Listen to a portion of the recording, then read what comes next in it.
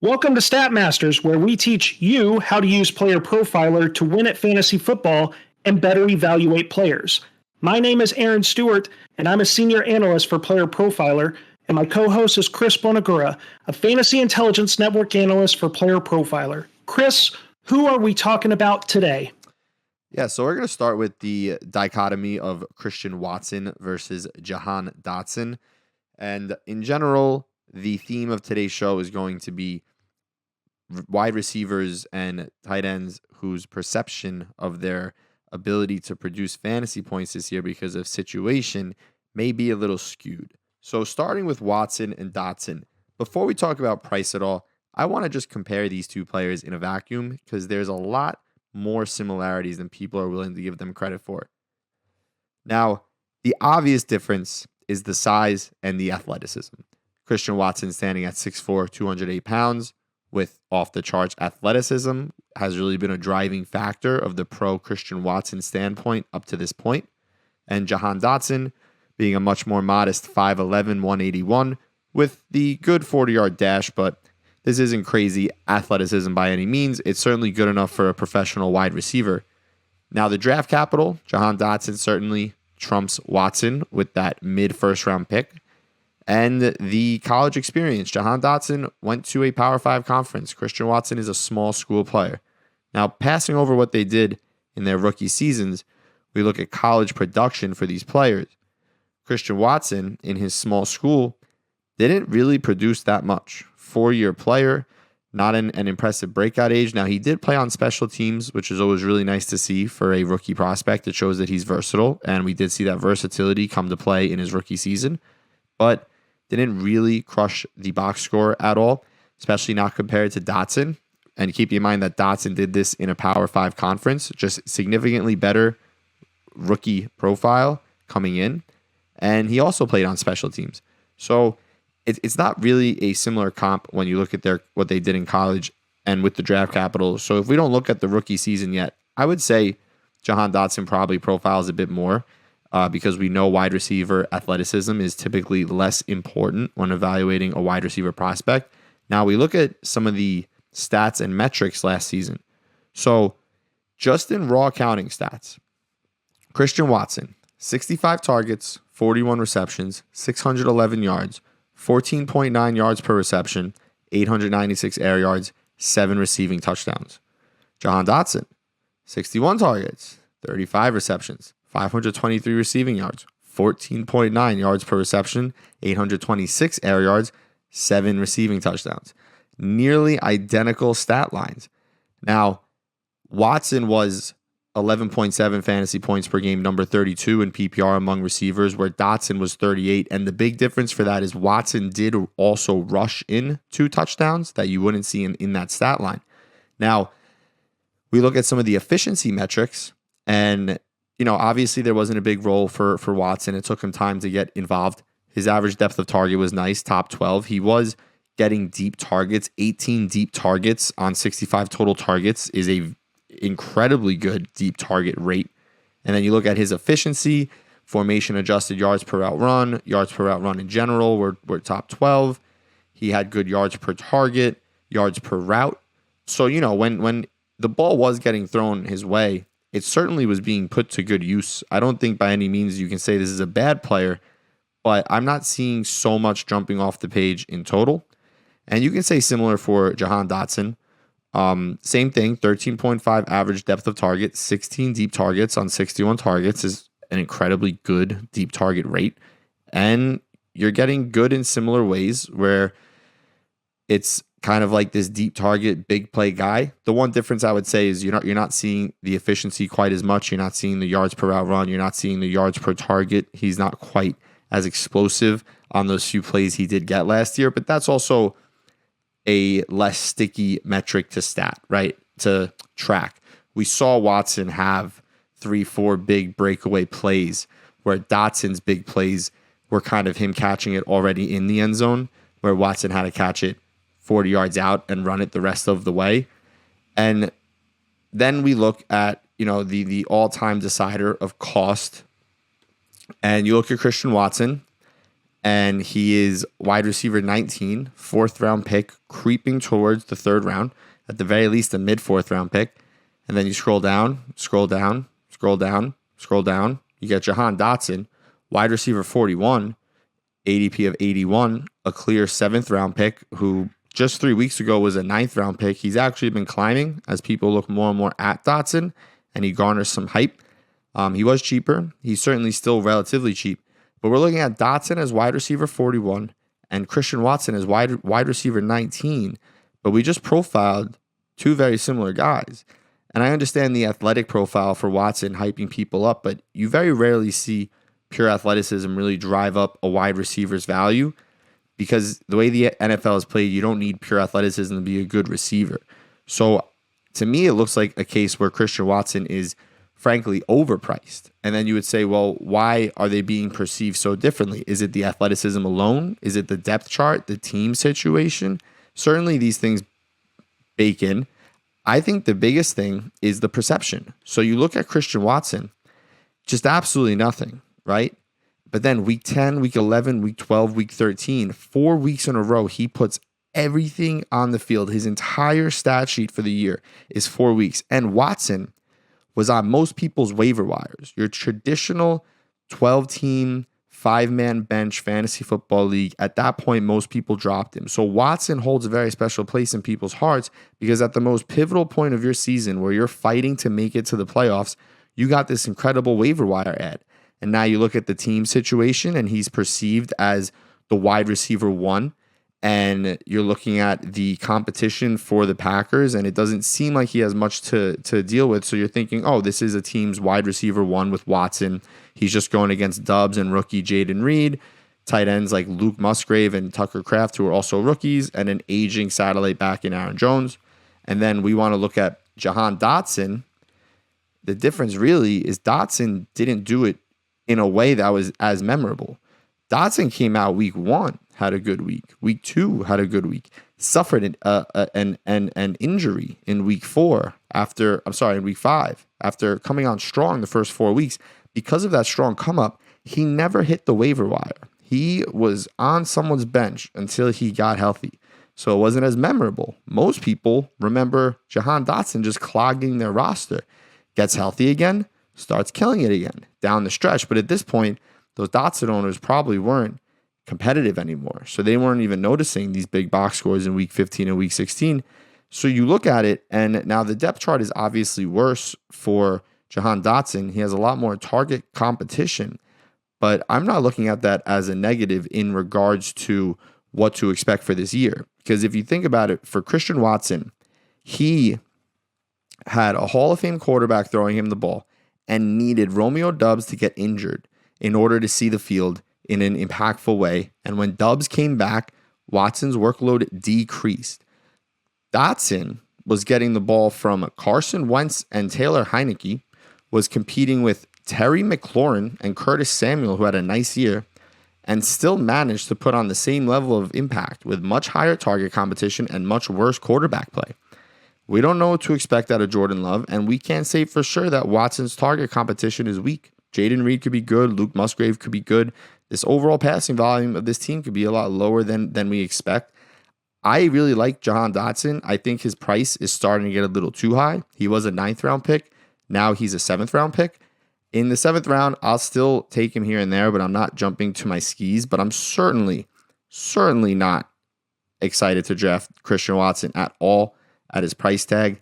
The idea that he's a definitive alpha receiver, number 1, worth a 4th round pick is very hard for me to get behind, especially because as a 4th round pick, it's not enough for you to simply pay off your ADP. If Christian Watson scores 190 fantasy points this year, that would be an incredible improvement on his 143 fantasy points from last year and a massive jump up for him as a player. And that would pay off what we see his profile as. But that still doesn't work as a 4th round wide receiver. You want your 4th round wide receiver smashing and being a 1st round pick next year. Your 4th round wide receiver has to score 220 fantasy points, 230 fantasy points.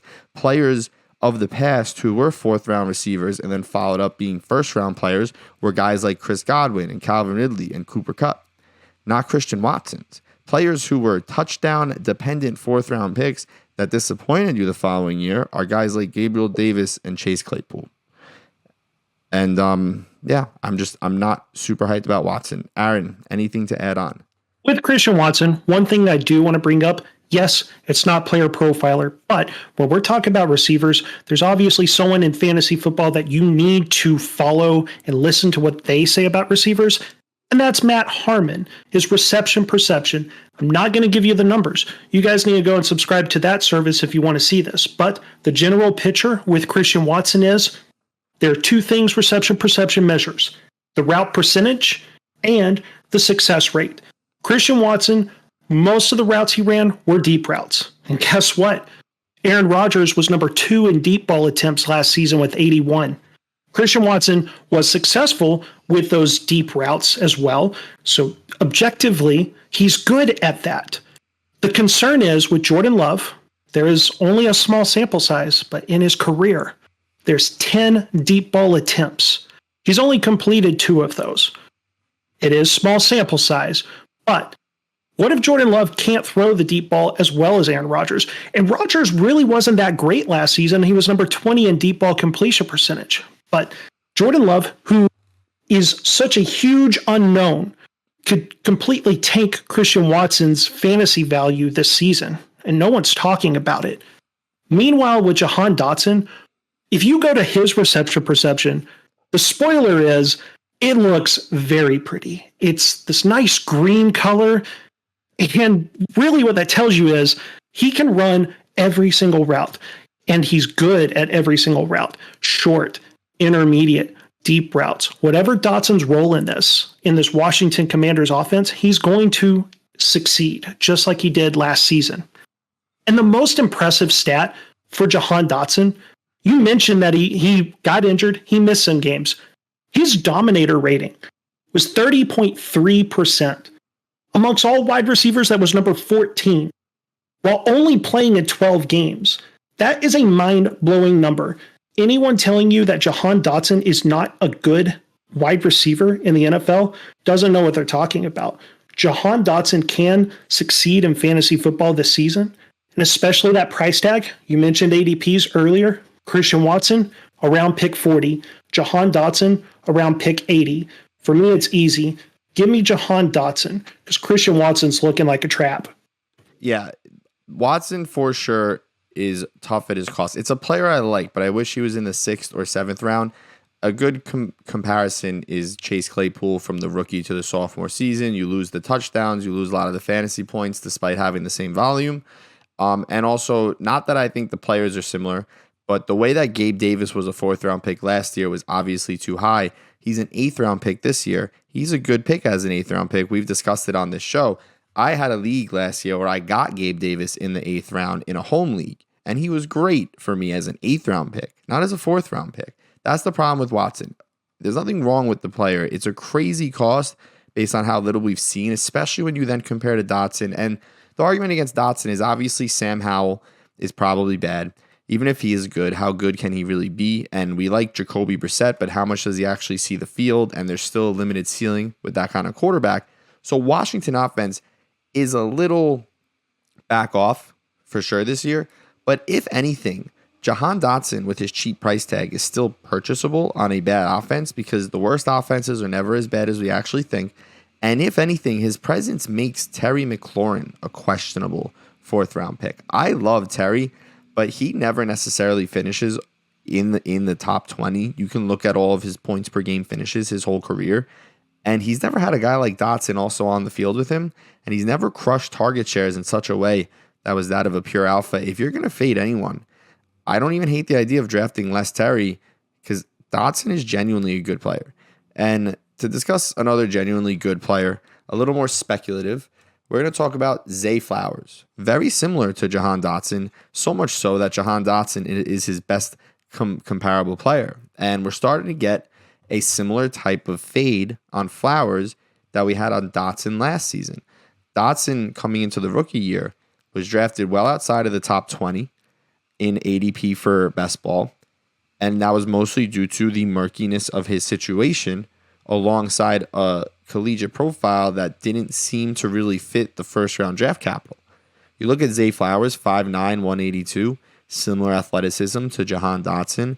The college production, very similar to Dotson. You have the fourth year was over 1,000 yards, but the first couple of years were just okay. Good target shares. Some special teams work, but very little. And then he goes in the first round to the Baltimore Ravens. Now, the interesting thing about Zay Flowers is his ADP did not really move at all post-draft, and most rookies do move. Zay Flowers has been in this pick 80 to 100 range pretty much since 2 weeks before the draft, which is the point when everyone has most of their information on rookies.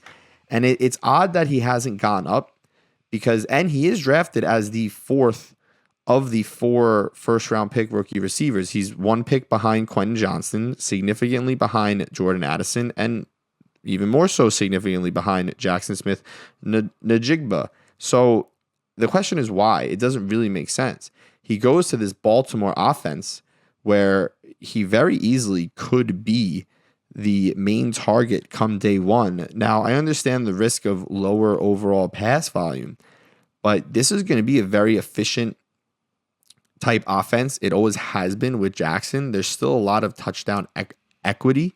Of course, Mark Andrews is the primary receiver, but after Andrews, we're talking about Odell Beckham, who's 32, coming off back-to-back years of ACL tears. How you can really expect him to do anything is absurd, and he's being drafted in the top 100.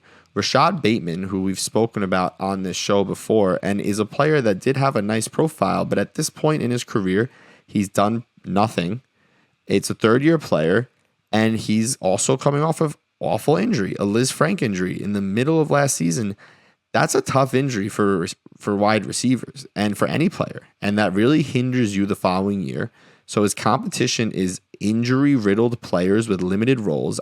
Bateman at this point is more so just a field stretcher, and Odell is literally on this team to get 4 to 8 targets a game within 10 yards because they're just design routes, because he's a crisp route runner if he can even stay upright.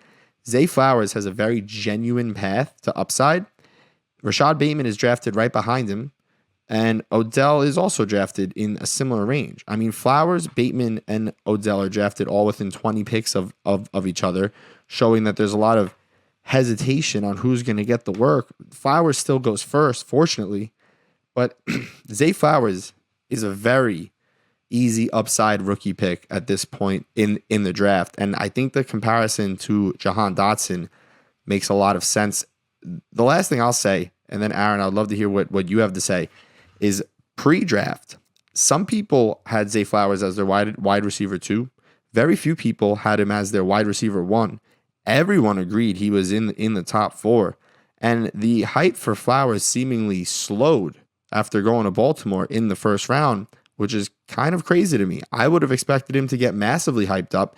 To me, that seems like best case scenario. We've seen receivers excel on this team, most notably Marquise Brown, consistently being a top 20 receiver tethered to Lamar. And while they're very different style players, they can certainly play that same explosive off-script wide receiver playmaker role that Lamar very much needs to score touchdowns through the air. And speaking of the Ravens passing offense, obviously Mark Andrews is there. That's the number 1 receiver. But if there is a receiver that's going to get a 20% target share, do you really think it's going to be Rashad Bateman? No. 2 seasons. He's never topped 18% target share. He's played 18 career games. He has exactly 800 receiving yards. He's a fake alpha with a broken foot, as you mentioned. I know it will be healed, but the Liz Frank injuries, historically speaking, players miss games the season after. It's a tough injury to play through. Odell Beckham, you already covered it. He's old. He's got no knee. His left knee is just gone. So why can't Zay Flowers be a 20% target share guy? Why can't he flirt with 1,000 yards? If you think that's crazy, you're probably the person in your Dynasty league that faded A.J. Brown his rookie season because he went to the Titans, and it was not the spot that we wanted because the Titans aren't going to pass. We don't want pieces of that passing offense, except A.J. Brown got 20% target share, and he exceeded 1,000 yards receiving, and Zay Flowers is really good. He talked about it with the rookies. Some people had him as high as wide receiver 2. His profile looks great. Why are we fading him with him going to the Ravens? Look at what the Ravens' moves have been also. This isn't the same Ravens offense. They fired the old offense coordinator. They brought in a guy that wants to do a spread offense. Can Lamar Jackson pass? We don't know. He's been in a run-heavy offense, but Lamar Jackson wants to pass. At the time of this recording, I get it. It's just soundbite season. But Lamar Jackson, when he was asked what's changed about this offense, he goes, I'm going to run less and I'm going to pass more. Mark Andrews is going to get his. But this offense can definitely support a second receiver getting a 20% target share. And Zay Flowers at that ADP, he's the guy you want. You don't want Rashad Bateman and his broken foot, and you don't want Odell Beckham and his lack of a knee. It's Zay Flowers season. Yeah, and Lamar can pass. He hasn't had a lot of passing volume in terms of attempts, but he's been over 60% completion percentage in the 4 years he was a full-time starter. So, like, he physically can throw.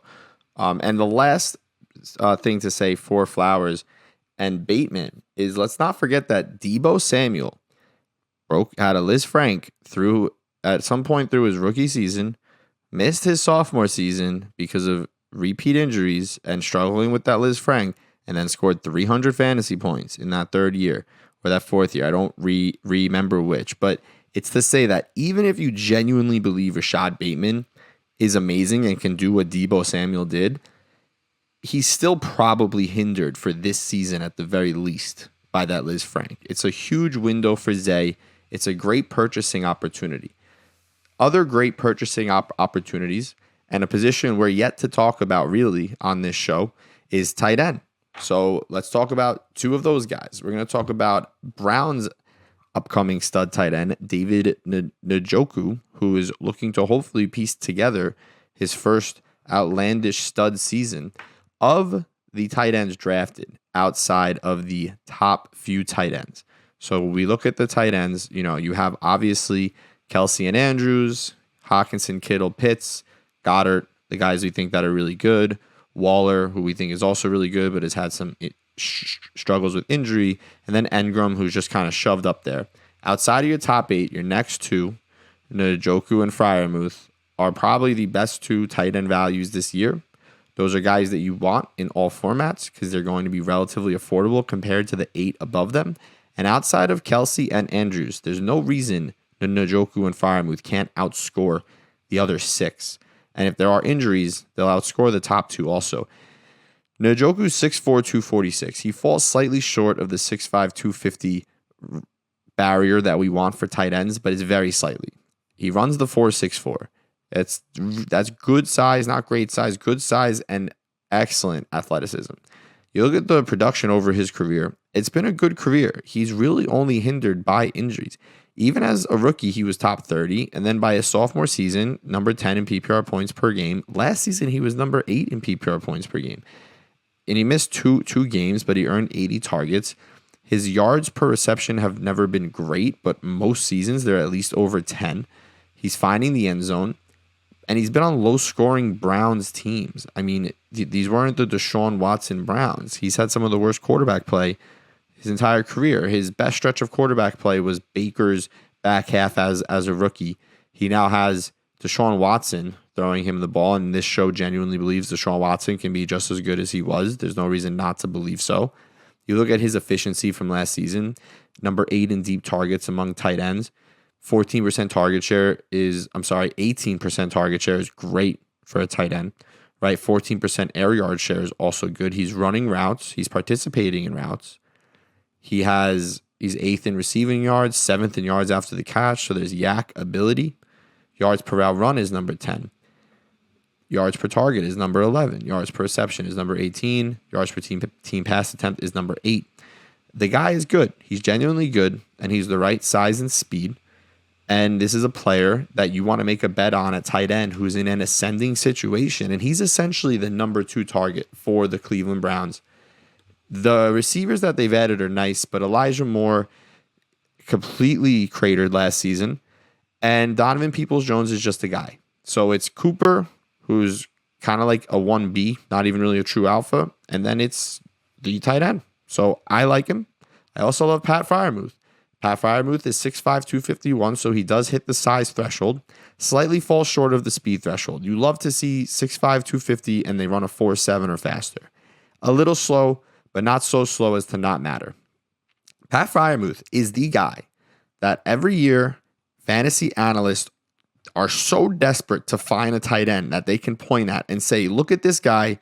It's fake that tight ends don't take a while to develop because this guy did it as a rookie. This guy did it as a sophomore, even though we know tight ends take 3 or 4 years to really hit their stride. And every year analysts are like, oh, it's Kyle Pitts, it's player X, it's player Y. See, these guys can do it. No one ever talks about Pat Freiermuth. Pat Freiermuth has crushed since day one. He was 16th in PPR points per game last year with the 7 receiving touchdowns, and everyone said, oh no, he can't possibly score 7 touchdowns again, and he didn't. He scored 2 last year, and he was number 12 in PPR points per game. He got better with 5 less touchdowns because he tacked on 25 more targets and didn't even really catch more passes, but tacked on 300 more yards, 4 more yards per reception, 500 more air yards. Everything else he did was better on this absolute cataclysm of a Pittsburgh Steelers offense.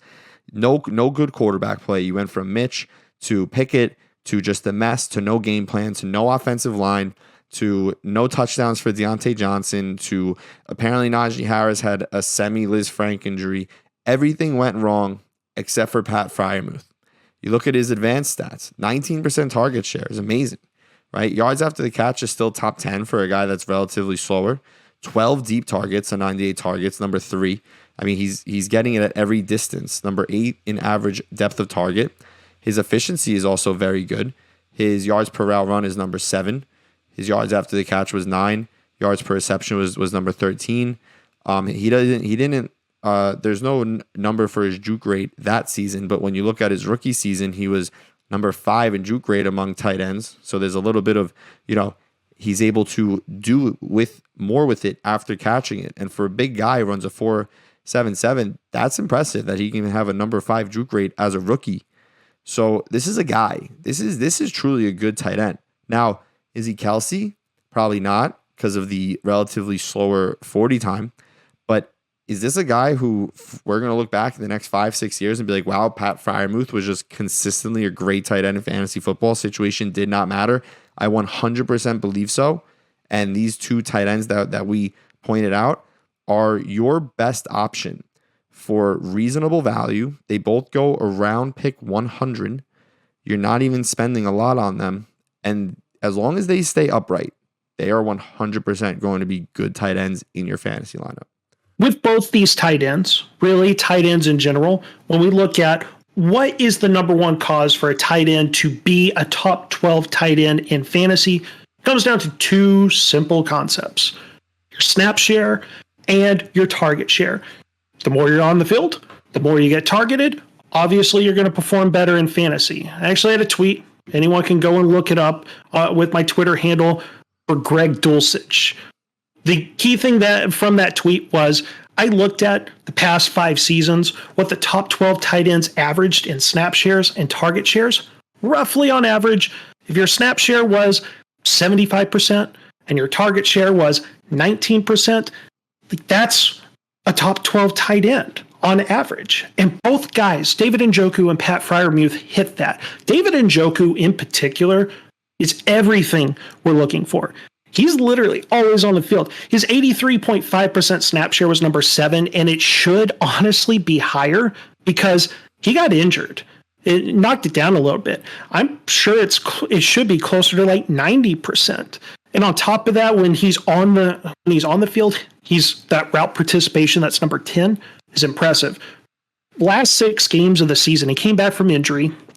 He ran 30 routes or more in 4 of those 6 games. Chris mentioned it. He's got Deshaun Watson throwing him the football. Last season didn't really count. Remember, Watson's suspension, he didn't get to practice with the Browns. Of course, Watson looked horrible. He hadn't played football in like a year and a half.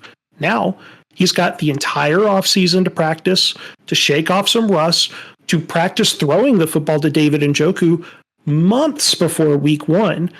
David Njoku has the potential to be top 5 tight end this year because there's always one. Last year was Evan Ingram. This year it could be David Njoku. Pat Freiermuth probably doesn't have quite the same ceiling, but he's the safe tight end you take because he's just going to be productive. It's so rare to get a tight end that's done what Freiermuth has done in his 2-year career. And the impressive thing, too, is only scoring 2 touchdowns and still finishing as tight end 12. There's going to be touchdown regression. I know we hate that, but Kenny Pickett threw 7 total touchdowns. There's no way that Kenny Pickett only throws 7 touchdowns. Pat Freiermuth with a few more touchdowns, he could be top 8 at least. So Njoku, I think, has the higher ceiling, but Freiermuth is still a guy that this entire draft, like since February, I can't stop drafting Pat Freiermuth and best ball. Love both these guys. Well, also, too, he was number 12 in points per game, but in total fantasy points among tight ends in PPR, he was number 7. Total fantasy points, number 7. This is best ball. We want total fantasy points. And 2 seasons, hasn't missed a minute. David Njoku, who I love, does get injured a little more. Doesn't take much for him to stay upright for a whole season, mostly just luck. Freiermuth has 0 injury history, and tight ends notoriously get hurt more because they're bigger, they take harder hits, and again, that just reminds me of again, not the athleticism, and I'm not saying he is Kelsey, but Kelsey doesn't get injured.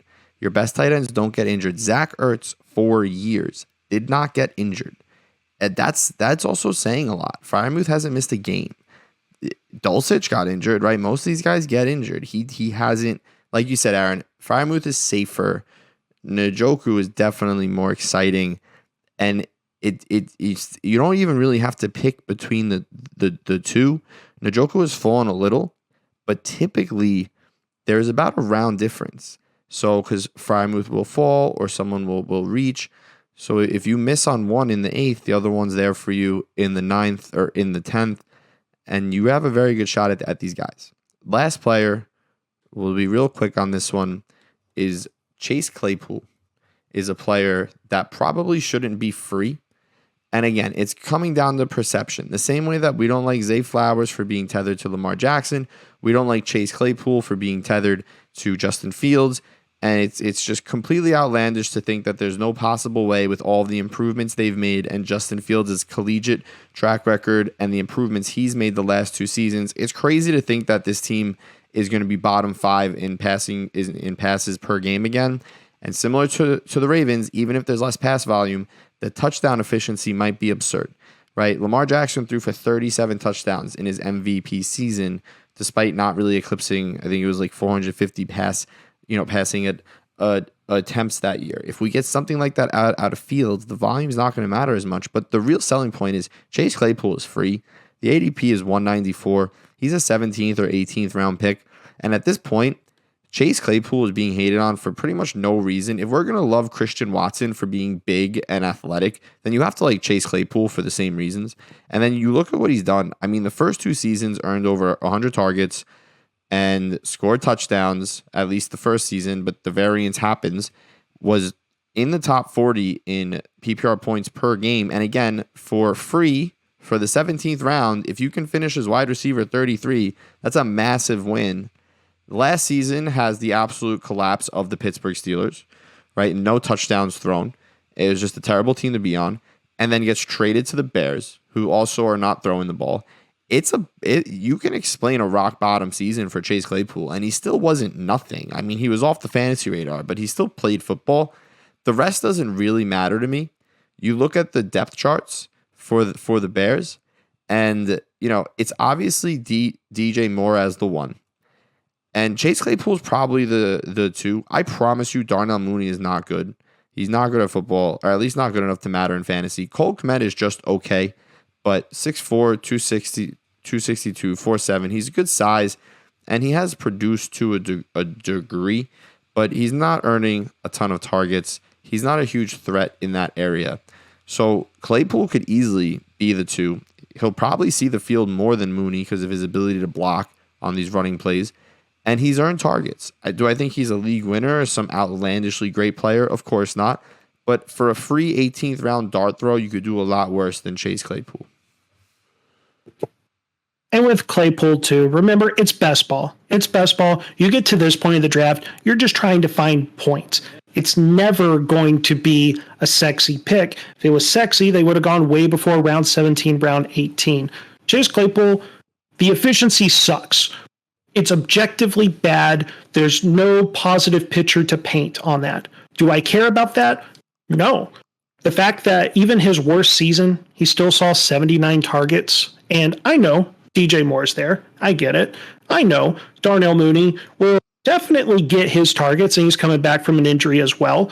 But Chase Claypool, I don't think it's outrageous for him to get enough targets to definitely return value, especially if he's your last pick in best ball. Look, it's a dart throw. And why not gamble on a 6'4", 238-pound receiver that at least has athleticism?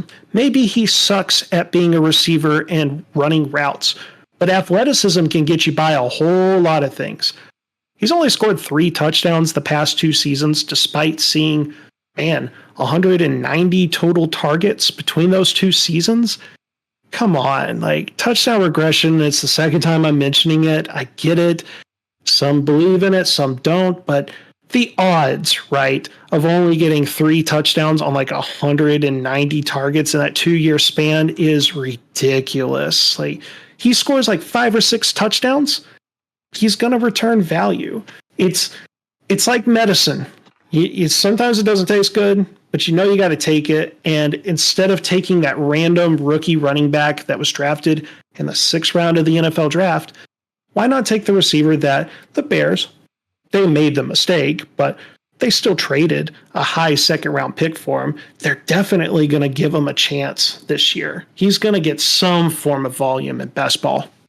Yeah, it's not hypocritical in comparison to the Christian Watson take.